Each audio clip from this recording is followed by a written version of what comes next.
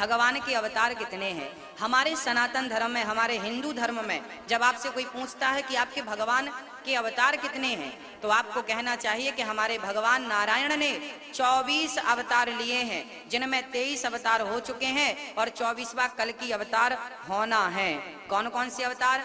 भगवान के सबसे पहले अवतार।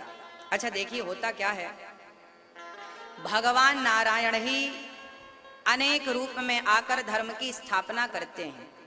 हाँ, धर्म की परिभाषाओं को चरितार्थ करते हैं। भगवान नारायण का पहला अवतार है सनकादि, सनक सनंदन सनत कुमार, सनक सनंदन सनत कुमार, सनातन सनत कुमार, ये चार, सनक सनंदन सनातन सनत कुमार, ये भगवान के पहले अवतार हैं सनकादि। भगवान का दूसरा अवतार हुआ है बाराह।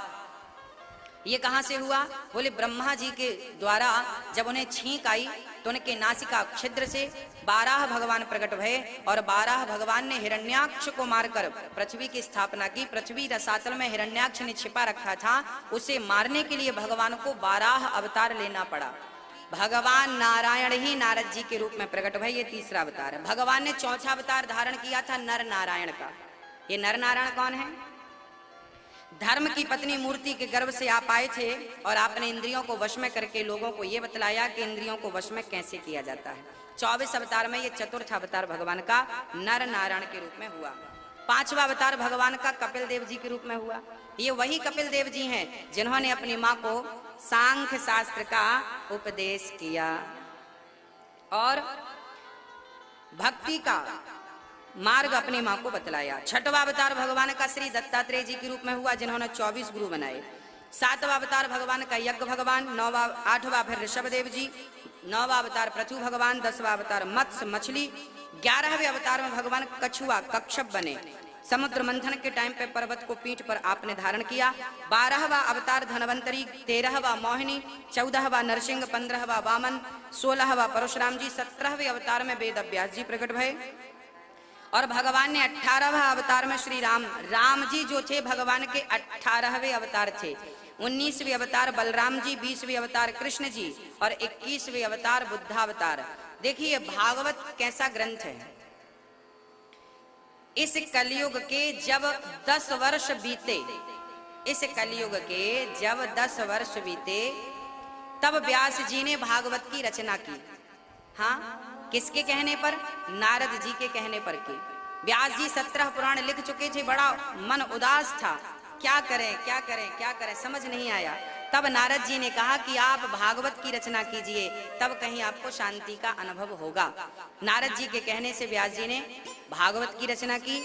अच्छा, भागवत कलयुग के प्रारंभ में लिख गया था और भागवत में व्यास जी ने लिखा था कि कलयुग के जब कुछ 1000 वर्ष बीत जाएंगे तब भगवान का एक अवतार होगा। कौन सा? बोले बुद्धावतार। जब भागवत आप पढ़ेंगे तो भागवत में लिखा है, व्यास जी ने उसमें लिखा है कि बुद्धावतार होगा। हाँ, मतलब जब व्यास जी भागवत लिख रहे थे तब बुद्धावतार नहीं हुआ। भागवत में लिखा है कि बुद्धावतार होगा, अर्थात बुद्ध अवतार होने के पहले ही भागवत लिखी जा चुकी थी। ये बात भागवत में लिखी है, ये बात स्पष्ट है। और कुछ लोग कहते हैं ना कि भागवत तो पंडितों ने अभी लिख दी। हाँ, कुछ लोगों को वेदों पर पुराणों पर संदेह है। कुछ लोग ये कहते हैं कि भागवत तो लोगों ने अपने मन से लिख डाली ना, ये भागवत लिखने के लिए स्वयं भगवान व्यास बनकर प्रकट भये थे। वेद व्यास बनकर स्वयं भगवान प्रकट भये और उन्होंने कलयुग के प्रारंभ में श्रीमद् भागवत की रचना की।